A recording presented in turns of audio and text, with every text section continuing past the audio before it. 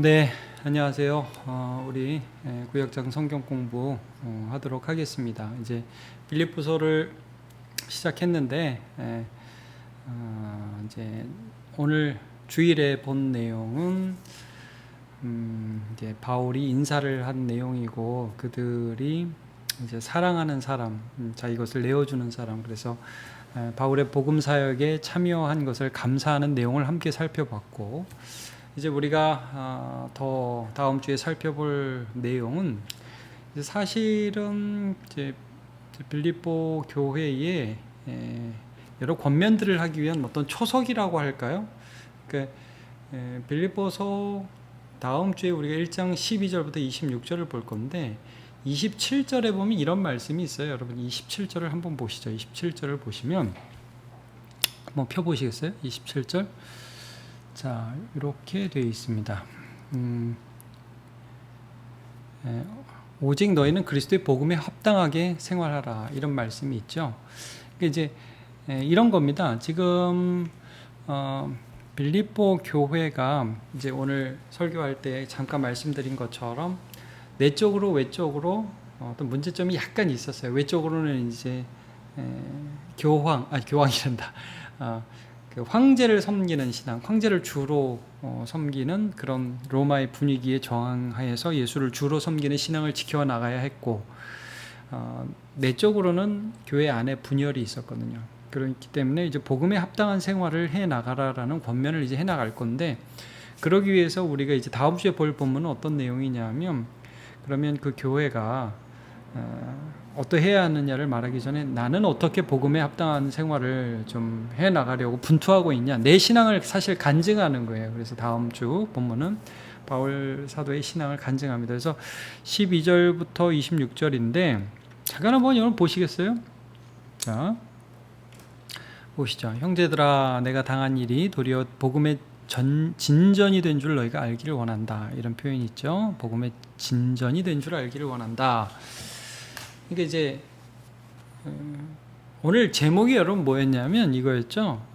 두 가지 선택과 한 가지 이유, 이렇게 되어 있는데 바울이 어떤 선택을 했는지를 한번 좀 보세요. 그리고 그 선택을 한 이유가 뭔지 이제 쭉 보시면서 그 두 가지가, 하나는 기쁨을 선택했다는 것을 알 수 있고, 하나는 죽음과 삶 사이에 끼어서 삶을 선택한다는 것을 볼 수 있고, 이 모든 것의 이유는 예수 그리스도라는 것을 알 수 있어요. 자, 먼저 기쁨을 선택하는 거예요. 슬퍼할 수밖에 없는 상황, 어떻게 보면 좀 열받는 상황, 그런 상황 가운데서 어떻게 기쁨을 선택하느냐.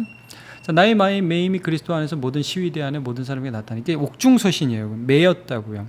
근데 그게 드러나서 많은 형제 중 다수가 나의 매임으로 말미암아 주 안에서 신뢰함으로 겁없이 하나님의 말씀을 더욱 담대하게 전하게 되었다, 이런 말씀을 합니다.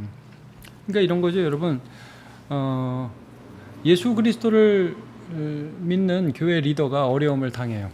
그러면 어떻게 됩니까? 어려움을 당하면 성도들이 어때요?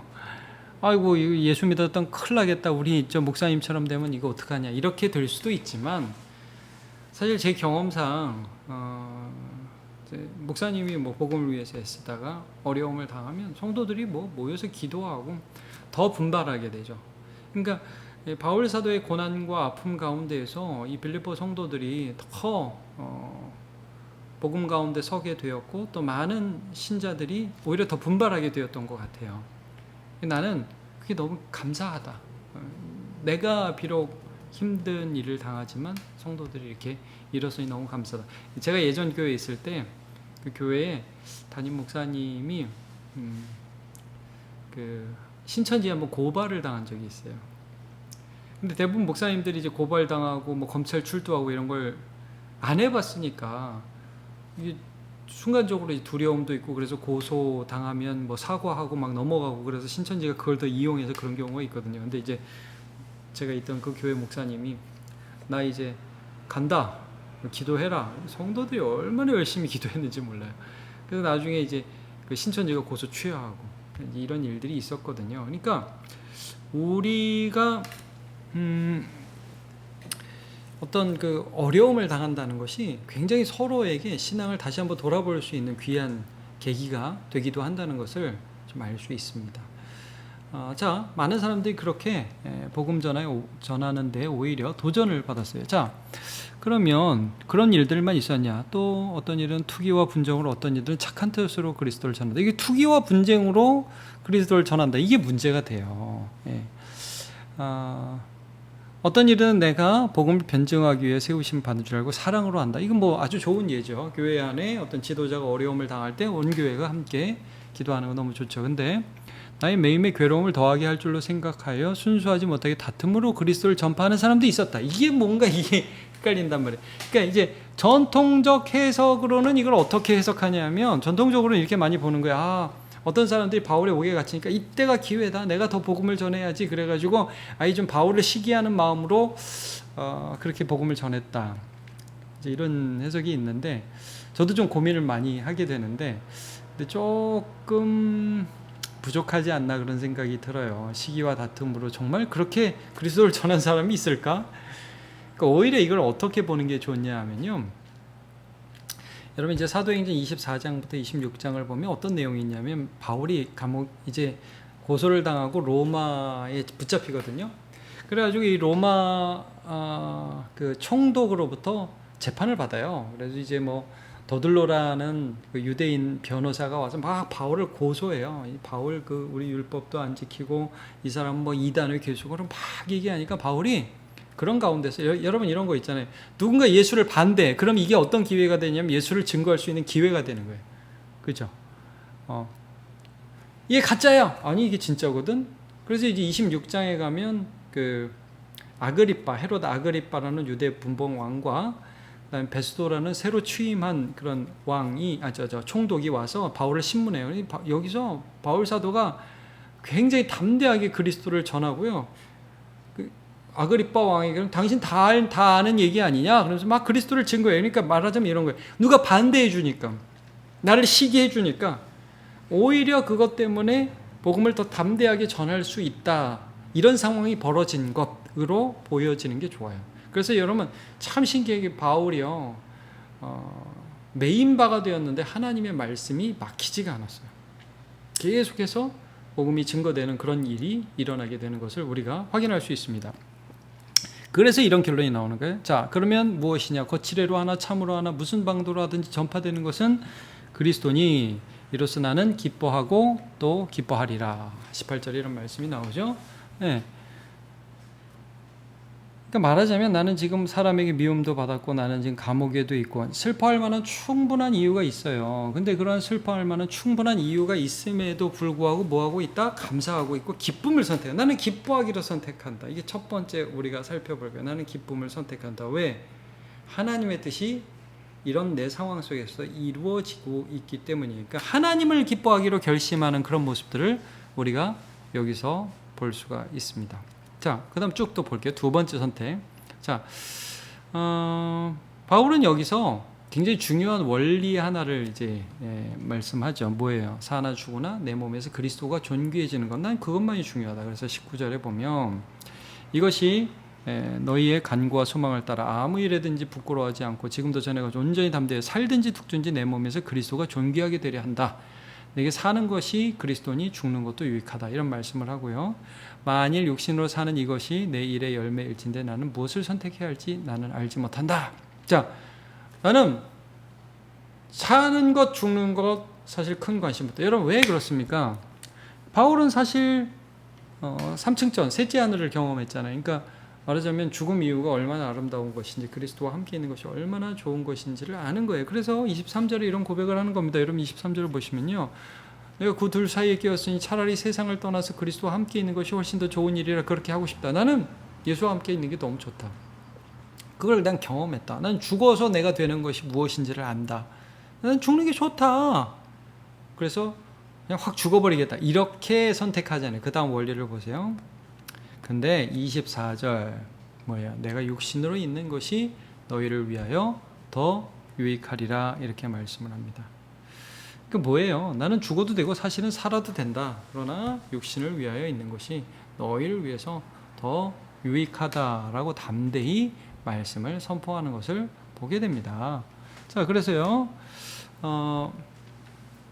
내가 살 것과 너희 믿음의 진보와 기쁨을 위하여 너희 무려 항상 함께 구할 이것을 확실히 아노니 내가 다시 너희와 같이 있으므로 그리스도 예수 안에서 너희의 자랑이 나로 말미암아 풍성하게 하려 함이라. 그래서 나는 비록 고난 가운데 있지만 그리고 죽는 것이 어떻게 보면 나에게는 더 좋고 나는 그것을 분명히 알지만 나는 살 거야. 너네를 섬길 거야. 이런 선택을 하는 걸 보게 돼요.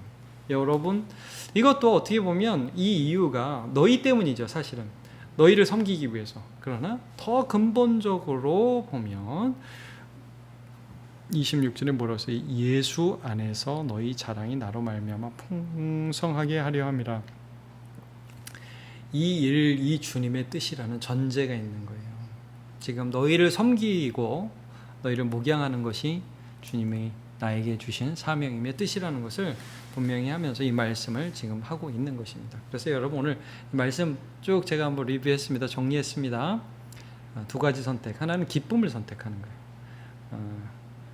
굉장히 슬퍼하고 힘들 만한 이유가 많아요. 감옥에 있고 나를 시기하는 사람이 있어요. 그러나 하나님의 뜻이 지금 이루어지고 있어요. 복음이 전파되고 있어요. 나는 그걸 기뻐해요. 나는 지금 기뻐할 거예요. 두 번째, 어떤 뜻이 있어요? 어떤 걸 선택해요? 살아도 되고 죽어도 돼. 예. 근데 살기를 선택해요. 어떤 면에서는 우리가 죽음을 선택할 수도 있는 거예요, 여러분. 그러나 주님이 나에게 지금 하라고 하신 일이 있어요. 섬기라고 한 일이 있어요. 그래서 나는 삶을 선택해. 이것도 예수님 때문이라는 거예요. 두 가지 선택. 기쁨을 선택하고 삶을 선택하는데 이유는 예수 그리스도. 이런 문맥 가운데서 오늘 말씀을 좀 살펴봤으면 좋겠습니다. 자, 그러면 좀 보시면, 자, 두 가지 선택, 한 가지 이유. 전체적인 뜻은 아시겠죠? 자, 읽었고요. 기쁨과 슬픔의 이유가 있습니다. 다 우리가 이제 기쁘고 슬퍼하고 다 이유가 있죠. 대부분의 이유가 사람 스스로, 내가 이유는 나 때문에 내 상황이 슬퍼서 내 상황이 좋아서 이제 뭐 좋아하고 슬퍼하고 이런단 말이죠. 근데 자, 열정에도 낙심에도 이유가 있는데 내 선택에 가장 영향력을 주는 것은 내 감정, 내 상황이니까 아니면 예수 그리스도입니까? 한번 좀 우리 돌아보면 좋을 것 같아요. 자, 봅시다. 그래서 하나하나 말씀을 볼까요? 바울은 감옥에서도 기쁨을 선택합니다. 그렇죠? 바울은 감옥에서도 기쁨을 선택합니다. 내가 가장 본받고 싶은 바울 사도의 모습은 무엇입니까? 자, 감옥에 있다는 사실에 압도되어서 절망하지 않는다는 것 자체로 도전이 된다. 그러니까 이제 자신의 상황 가운데 압도되는 거죠. 그래서 나 지금 너무 힘들어. 이제 이렇게 끝나지 않고 그 상황 가운데에서 주님을 바라보는 그런 믿음, 그런 것 자체가 굉장히 도전이 된다, 이렇게 볼 수 있고요. 두 번째, 이제 내가 좀 본받고 싶은 것이나 감동이 되는 부분을 한번 선택해서 나눠보시면 좋을 것 같아요. 두 번째, 고난 속에 진리에 동참하는 사람들을 보면 기뻐하는 믿음. 이게 이제 이렇게 나는 힘들지만 나를 통해서 저렇게 도전받는 사람이 있구나 하는 걸 보면서 기뻐하는 거죠. 그다음에 세 번째, 나를 힘들게 하는 사람들이 있지만 하나님의 뜻이 이루어져 감을 기뻐한다. 사실은 이게 좀 바울에게서 굉장히 도전적인 부분이죠. 너무너무 힘든 상황인데 이 상황 속에서도 하나님의 뜻은 이루어져 가고 있다. 내가 보는 게 다가 아니다. 나는 참 이 힘든 가운데 하나님의 지혜와 능력에 놀란다. 이제 이런 거 있죠. 이런 거 볼 수 있는 눈 자체가 참 귀한 것 같아요. 자, 그 다음에 슬퍼할 이유를 버리고 기뻐할 이유를 선택하는 지혜. 여러 가지가 있을 수 있겠죠. 분명히 슬퍼할 이유가 있어요. 감옥에도 있고 시기하는 나쁜 사람들 있고 열받아 하고 막 분노하고 거기 머물 수 있는데, 그러나 그럴 때 기꺼이 주님 안에서 기뻐하기로 선택하는 그 지혜, 이런 게 있을 수 있죠. 자, 기타 한번 보고 적용을 해보면 좋겠고요. 두 번째, 바울 사도는 죽음이 그리스도와 함께하는 행복의 관문임을 알고 있었습니다. 그렇죠? 삼층전을 갔다 왔고 셋째 안을 경험했고 뭐 죽음에 대해서 특별히 무서울 것이 없고 자유로운 사람이었습니다. 그러나 살아서 성도를 섬기는 일을 선택합니다. 나는 조금 더 편하고 덜 힘든 일을 선택합니까? 아니면 예수님을 안에서 명백히 드러난 하나님의 뜻을 선택합니까? 참 두려운 질문이죠. 힘들더라도 하나님의 뜻이 명백하면 그것을 선택한다. 이것이 우리의 삶인지 한번 다시 봅시다. 하나님이 원하시는 것을 알지만 너무 힘들게 뻔하기 때문에 주저하게 된다. 그럴 수도 있죠. 우리의 현 상황을 진단하는 거예요. 이번 문제에서는. 자, 하나님의 뜻을 생각할 틈도 없이 쉬운 길로만 마음이 간다. 뭐 이것일 수도 있습니다. 근데 이 의식을 하는 게 중요해요. 네, 나는 어떤 삶을 선택하면서 살아갈 것인지. 자, 그래서 한번 이런 적용을 해보시고요. 자, 마치면서 제가 읽어보겠습니다. 힘든 세상을 살면서 조금이라도 편안한 길을 선택하고 싶은 마음은 우리 모두의 당연한 마음일 것입니다. 그렇죠? 예수님을 마음에 모시면 기준이 바뀝니다. 편안함에서 예수 그리스도로, 예수님 때문에 기쁨을, 예수님 때문에 삶 혹은 죽음을 기꺼이 선택할 수 있는 믿음의 삶을 살아갑시다. 그러니까 우리가 늘 삶을 살아가다 보면 선택해야 되거든요. 그래서 그때 우리가 어떤 선택을 하느냐 굉장히 중요합니다. 이제 그게 예수 그리스도가 되는 거죠. 이제 바울은 복음에 합당한 삶, 자신과 같은 삶을 성도들이 살기를 원하면서 먼저 내가 어떻게 지금 상황에서 복음을 내 상황에 적용하며 기뻐하고 고난 속에서도 사명을 감당하는가를 살펴봤습니다. 이 말씀 보면서 우리도 매 순간 어떤 삶을 살아가고 있는지 우리 스스로 돌아보는 시간이 되었으면 좋겠습니다. 수고하셨습니다. 제가 기도하겠습니다. 하나님, 오늘 바울의 선택을 살펴보았고 또 바울을 통해서 그의 마음 안에 있는 깊숙한 그 근본적 이유를 살펴봤습니다. 예수 그리스도를 살펴봤습니다. 우리 안에 예수님이 있습니다. 그 예수님 때문에 우리는 세상 속에서 다른 선택을 하며 믿음으로 살아갈 수 있도록 은혜 내려 주옵소서. 예수님의 이름으로 기도합니다. 아멘.